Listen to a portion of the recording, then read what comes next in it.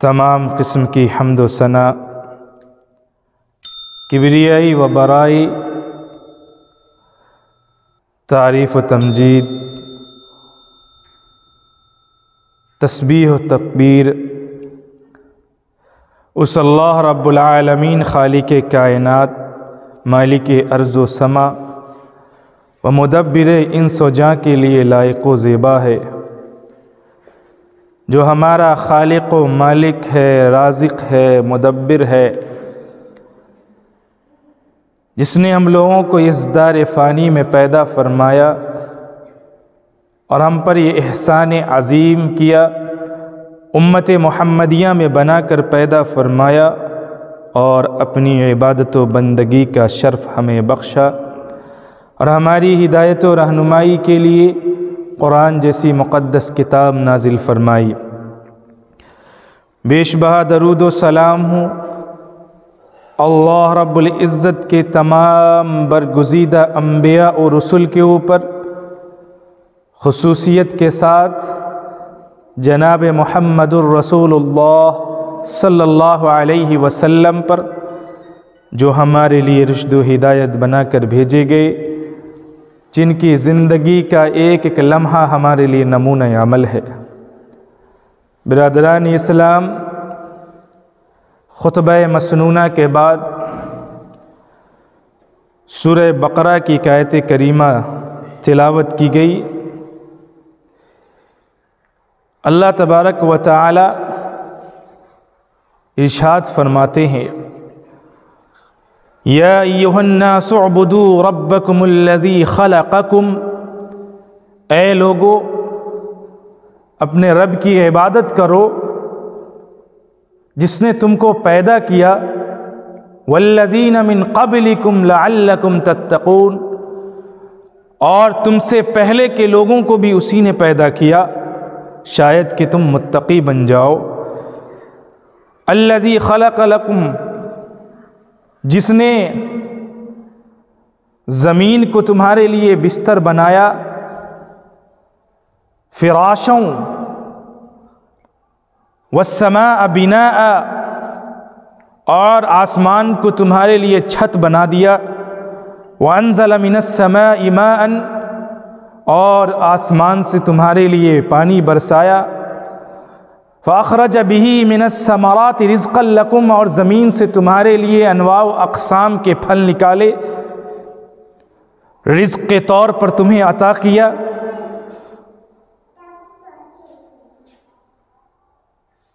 اور تمہارے لیے دنیا میں طرح طرح کی چیزیں پیدا کی، لہذا فلا تجعلوا للہ اندادا وانتم تعلمون، تم اللہ کے علاوہ کسی کو شریک نہ ٹھہراؤ حالانکہ تم جانتے ہو۔ برادران اسلام، توحید اسلام کا پہلا بنیادی عقیدہ ہے، یہی وہ محور ہے جس کے ارد گرد ایمان اور اسلام کے سارے تقاضے گردش کرتے ہیں، اور اس کی اہمیت کا اندازہ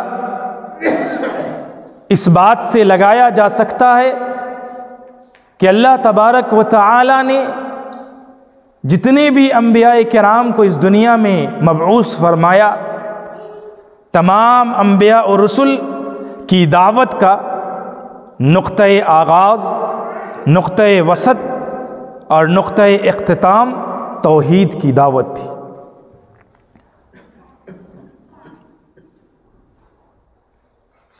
یہ توحید یہ صرف ایک نظریہ نہیں ہے، بلکہ ایک ٹھوس حقیقت ہے، اور انسان کو حقیقی معنوں میں انسان بنانے کا واحد ذریعہ ہے۔ جب یہ عقیدہ انسان کے دل و دماغ میں بس جاتا ہے تو انسان کے لیے دنیا بھی جنت بن جاتی ہے اور آخرت میں بھی اس کے لیے لازوال نعمت ہے۔ جب انسان اس عقیدے پر قائم ہو جاتا ہے اور اس کے علاوہ دنیا کے تمام عقائد باطلہ اور تمام معبودان باطلہ کا انکار کر دیتا ہے، تو دنیا کے تمام تغیرات، تمام فسادات کی جڑیں اور اس کی بنیادیں کٹ جاتی ہیں، اس کی عمارتیں منہدم ہو جاتی ہیں۔ توحید یہ انسان کی مشکلات کا حل ہے، انسان کی پریشانی، مصائب، رنج و غم، فکر و علم میں اس کا غم گسار ہے۔ اس کو اختیار کرنے والا اللہ تبارک و تعالی اسے دنیا میں بھی کامرانی عطا فرماتا ہے اور آخرت میں بھی کامیابی عطا فرماتا ہے، کیونکہ نظام دین میں توحید کو وہی اہمیت حاصل ہے جو جسم انسانی میں قلب کو، اگر دل میں بگاڑ پیدا ہو جائے، دل میں خرابی پیدا ہو جائے، دل خراب ہو جائے تو انسان کا جسم خراب ہو جاتا ہے اور انسان کی موت آ جاتی ہے۔ اسی طریقے سے اگر عقیدہ توحید میں بگاڑ پیدا ہو جائے، توحید میں نقص واقع ہو جائے، کمزوری واقع ہو جائے تو انسان کی آخرت برباد ہو جاتی ہے، آخرت خراب ہو جاتی ہے۔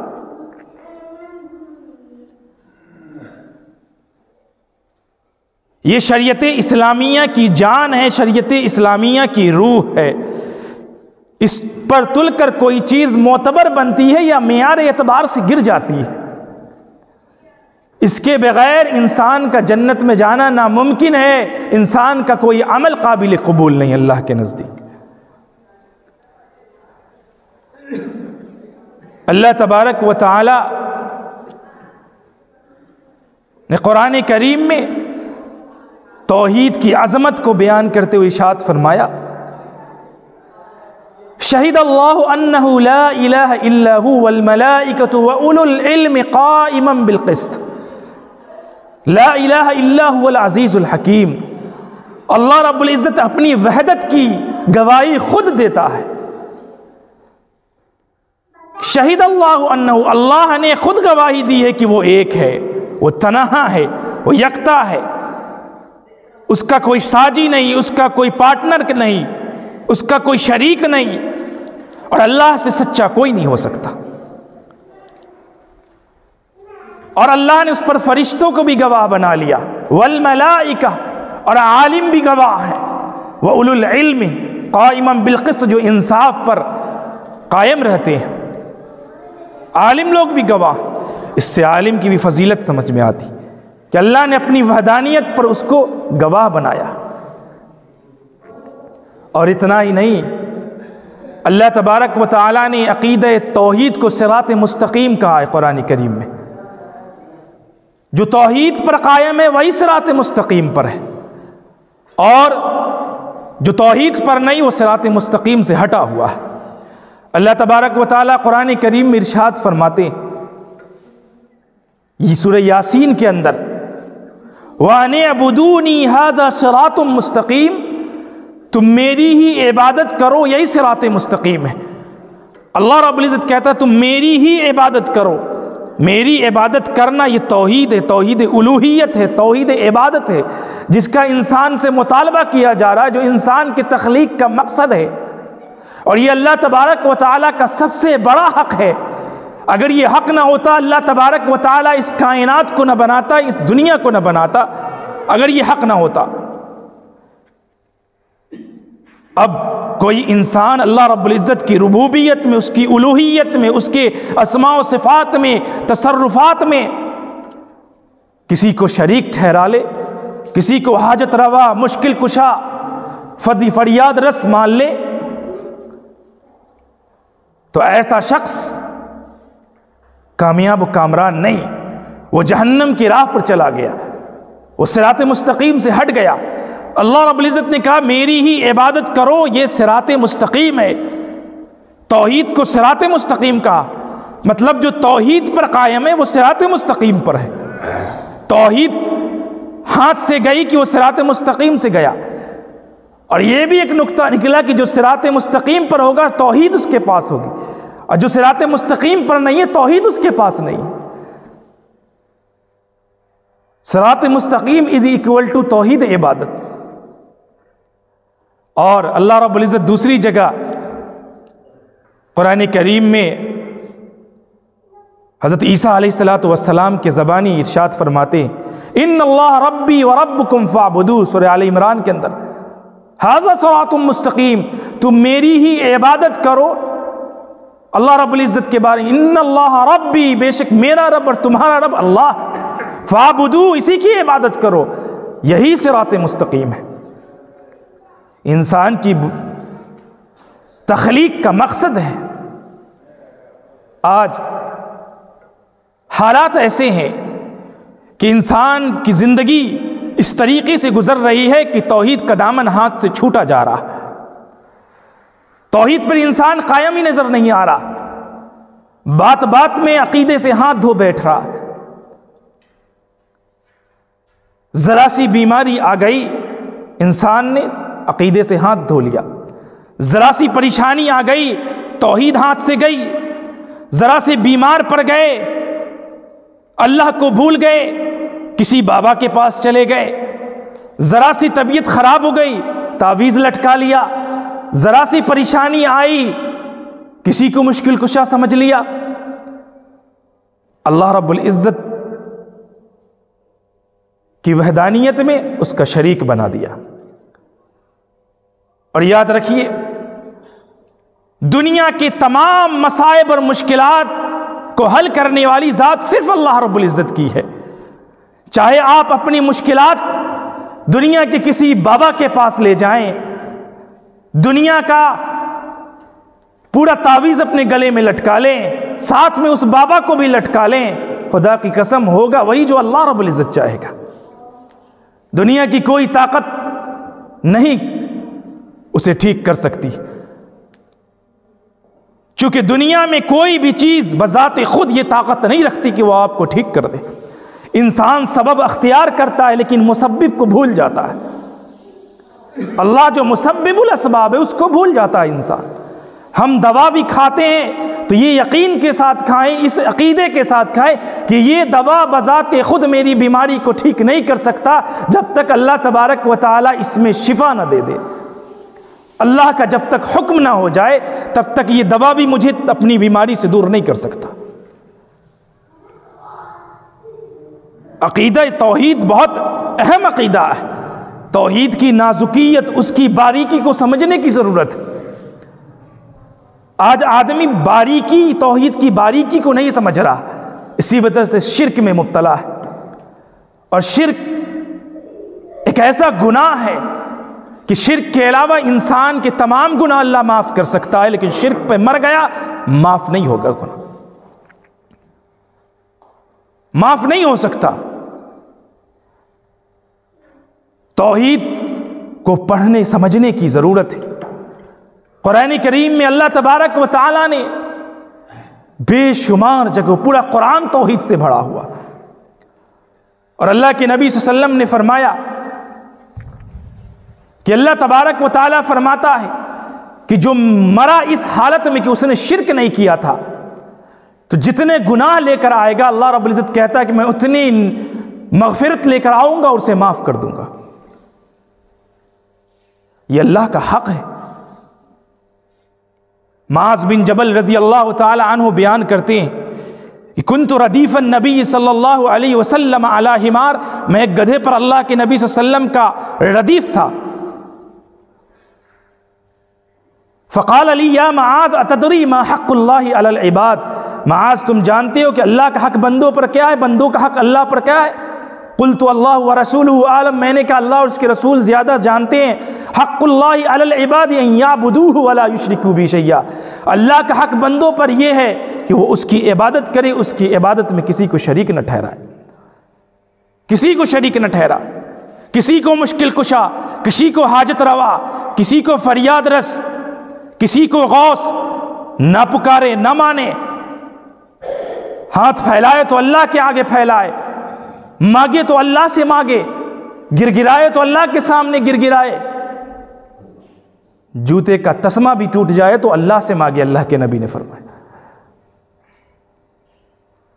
توحید کتنی عظیم شے ہے، کتنی عظیم چیز ہے، اس کو آپ سمجھ لیں۔ اللہ تبارک و تعالیٰ قرآن کریم میں فرماتا ہے یوم ینفع الصادقین صدقہم، یوم ینفع الصادقین صدقہم، کہ قیامت کے دن صادقین کو اس کی سچائی کام دے گی، فائدہ دے گی۔ ابن عباس رضی اللہ تعالی عنہ نے اس آیت کی تفسیر جو کی ہے، فرماتے ہیں یوم ینفع الموحدین توحیدہم، کہ قیامت کے دن موحدین کو ان کی توحید فائدہ دے گی۔ جی، صادقین کی تفسیر موحدین سے کی اور صدق کی تفسیر توحید سے کی، کہ موحدین کو قیامت کے دن اس کی توحید فائدہ دے گی۔ کیسے فائدہ دے گی؟ یاد رکھیے، ساری زندگی انسان نیک عمل کرتا رہا، ساری زندگی پورے نامہ اعمال میں اس کی نیکیاں ہی نیکیاں ہیں، لیکن اگر شرک کی ملاوٹ اس کے عمل کے اندر ہے، شرک کی آمیزش ہے، شرک پایا گیا، تو قیامت کے دن اللہ رب العزت کے سامنے اس کے تمام اعمال زیرو ہو جائیں گے، کوئی حیثیت نہیں ہوگی، کوئی بات ہی بننے والی نہیں ہے، کوئی بات ہونے والی نہیں اس کے عمل پر۔ لیکن اگر انسان توحید پر قائم ہے، مضبوطی سے توحید کا دامن ہاتھ سے نہیں جانے دے رہا، دنیا میں کیسی بھی پریشانی اس کی زندگی میں آئی، کیسے بھی حالات رونما ہوئے، لیکن اس نے توحید کا دامن نہیں چھوڑا، اگرچہ بتقاضائے بشریت اس سے بہت سارے گناہ ہوئے، بڑے بڑے گناہ ہوئے، لیکن شرک نہیں پایا گیا اس کے عمل میں، تو جنت کا دروازہ کبھی بھی اس کے لیے بند نہیں ہوگا، چاہے جتنا گناہ ہو۔ اگر شرک نہیں ہوگا عمل میں، توحید پر قائم رہا ہوگا، اب بغیر توبہ کے بھی اگر مر گیا، اگر شرک نہیں پایا گیا تو جنت کے دروازے بند نہیں ہوں گے۔ اب اللہ کی مشیت پر وہ موقوف ہوگا کہ اللہ تبارک و تعالی توحید کی برکت سے اس کو معاف کر کے پہلی دفعہ میں جنت میں داخل کر دے، یا اس نے جو گناہ دنیا میں کیے ہیں اس گناہ کے عوض اس کو سزا دے، اور جب تک چاہے وہ سزا دے، لیکن سزا دے کر ایک نہ ایک دن اس کو جنت میں داخل کرے گا، اور وہ توحید کی برکت سے جنت میں داخل ہوگا، مخلد فی النار نہیں ہوگا، ہمیشہ کا جہنمی نہیں ہوگا۔ لیکن اگر شرک پہ مر گیا ہمیشہ کا جہنمی ہے، کبھی جہنم سے وہ نکلے گا ہی نہیں۔ کتنی بڑی فضیلت یہ توحید کی، کتنا بڑا ثمرہ ہے یہ توحید کا۔ یہی تو ایک چیز ہے جو ہمارے ہاتھ میں، اسے انسان مضبوطی سے تھامے رکھے، اللہ رب العزت کا یقین، اللہ پر توکل، بھروسہ، اعتماد انسان کا مضبوط ہونا چاہیے۔ توحید کا دامن ہاتھ سے چھوٹ رہا ہے اس لیے کہ اللہ کی عظمت انسان کو سمجھ میں نہیں آ رہی کہ اللہ ہمارا خالق و مالک اور رازق ہے۔ یہ سمجھ جائے انسان جس دن، وہ سمجھ جائے گا۔ شرک کی غلاظت سے اپنے آپ کو پاک رکھے۔ ہم یہ کہتے ہیں، قرآن کریم میں بے شمار جگہ ہے لا یشرک بی شیئا، لا یشرک بی شیئا۔ اللہ کے نبی صلی اللہ علیہ وسلم نے بھی احادیث کے اندر فرمایا لا یشرک بی شیئا، کہ شرک نہ کرو، شرک نہ کرو، لیکن اس جملے کو تم سمجھے نہیں۔ اللہ تبارک و تعالی یہ نہیں کہہ رہا ہے کہ شرک نہ کرو، اللہ رب العزت یہ کہہ رہا ہے لا یشرک بی شیئا، شیئا نکرہ ہے، اور جب نکرہ تحت النفی ہو یفید العموم، عموم کا فائدہ دیتا ہے، کہ جب نکرہ اللہ رب العزت نے کہا شیئا، کہ ایک تو شرک نہیں کرنا ہے، اور شیئا کچھ بھی شرک نہیں کرنا ہے۔ ایسا نہیں کہ شرک نہیں کرنا ہے، نہیں، شرک نہیں کرنا ہے اور کچھ بھی شرک نہیں کرنا ہے، شیئن کچھ بھی شرک نہیں، اتنی سا بھی شرک نہیں، یعنی شرک جلی ہو، شرک خفی ہو، شرک اصغر ہو، شرک اکبر ہو، کوئی بھی کر کے وہ اللہ کے پاس نہ آیا۔ اگر شرک اصغر بھی پایا گیا تو یاد رکھیے شرک اصغر اصغر ہونے کے باوجود بھی دنیا کے تمام بڑے گناہوں سے سب سے بڑا ہے۔ شرک اکبر کے علاوہ شرک اصغر دنیا کے تمام بڑے سے بڑے گناہوں میں بھی سب سے بڑا ہے، اور بات بات میں ہم شرک اصغر کر لیتے۔ توحید کو سمجھنے کی ضرورت ہے۔ ایک لفظ ہے اتفاق، لوگ بہت بولتے ہیں اتفاق سے ایکسیڈنٹ ہو گیا، جا رہے تھے اتفاق سے ایکسیڈنٹ ہو گیا، اتفاق سے آپ سے ملاقات ہو گئی، اتفاق سے چھت سے گرا مر گیا۔ یاد رکھیے یہ جو لفظ ہے اتفاق، یہ شرک کی سرحد میں داخل ہے، یہ لفظ شرک کی سرحد میں داخل ہے، کیونکہ دنیا میں کوئی بھی چیز اتفاق نہیں ہے۔ ہر چیز کو اللہ نے پلان کیا ہوا، ہر چیز تدبیر کی ہے اللہ نے، کوئی بھی چیز اتفاق نہیں ہے دنیا میں۔ آپ کا کھانا، آپ کا پینا، آپ کا سونا چلنا، آپ کا ایکسیڈنٹ ہونا، آپ کا مرنا، کوئی بھی چیز اتفاق نہیں ہے۔ ہر چیز کا ٹائم اللہ نے مقرر کیا ہے، ہر چیز کو اللہ رب العزت نے تدبیر کر رکھا، وہ آپ کی تقدیر میں لکھا ہوا ہے، وہ ہو کر رہے گا۔ اتفاق سے موت نہیں آتی ہے، اتفاق سے ایکسیڈنٹ نہیں ہوتا ہے، ہر چیز کو اللہ تبارک و تعالیٰ نے لکھ رکھا ہے۔ یہ تو دہریہ کا عقیدہ ہے، اتفاق سے دنیا بن گئی اور ایک دن اپنے ختم ہو جائے گی، یہ تو ملحدوں کا عقیدہ ہے۔ لہٰذا اس جملے کو بولنے سے انسان کو پرہیز کرنا چاہیے۔ توحید پر قائم رہے، قیامت کے دن توحید فائدہ دے گی، اور کس طریقے سے فائدہ دے گی؟ اللہ تبارک و تعالی توحید کی برکت سے کیسے جنت میں داخل کرے گا، یہ حدیث بیان کر کے بات ختم کر دیتا۔ قیامت کے دن صحیح مسلم کی روایت ہے، قیامت کے دن ایک شخص جہنم سے نکالا جائے گا، ایک شخص قیامت کے دن ایک شخص لایا جائے گا، اس کے گناہوں کے 99 پرزے ہوں گے۔ حدیث بطاقہ کے نام سے مشہور ہے یہ حدیث، گناہوں کے 99 دفاتر اس کے ہوں گے، 99 سجلات قرآن حدیث میں الفاظ ہیں، 99 دفاتر صرف گناہوں کے ہوں گے، ایک بھی نیکیاں نہیں ہوں گی، اور وہ گناہوں کے جو دفاتر ہوں گے اتنے لمبے ہوں گے کہ انسان کی جہاں تک نظر چلی جائے، تا حد نگاہ۔ اللہ تبارک و تعالیٰ انسان سے کہے گا، وہ جہنم میں جانے والا ہوگا، اس کے دفاتر آئیں گے، اللہ کہے گا دیکھ ہمارے لکھنے والے جو محافظ تھے، جو کرامن کاتبین ہیں، جو موجود ہیں، جو ہماری ایک ایک حرکات و سکنات کو لکھ رہے ہیں، انہوں نے کوئی اس میں زیادتی تو نہیں کی ہے؟ انسان دیکھے گا اللہ رب العزت کچھ نہیں، سب چیز صحیح ہے، تو اسے مانتا ہے، اس کا اعتراف کرتا ہے، انسان اعتراف کرے گا، کہے گا بچنے کا تو کوئی چانس نہیں، دیکھ تیری کوئی نیکی ہے اس میں؟ انسان کہے گا کوئی نیکی نہیں ہے رب، اب تو جہنم میں جانا ہے۔ اللہ تبارک و تعالیٰ کرے گا ٹھہر ٹھہر، تیری ایک نیکی ہے میرے پاس ہے۔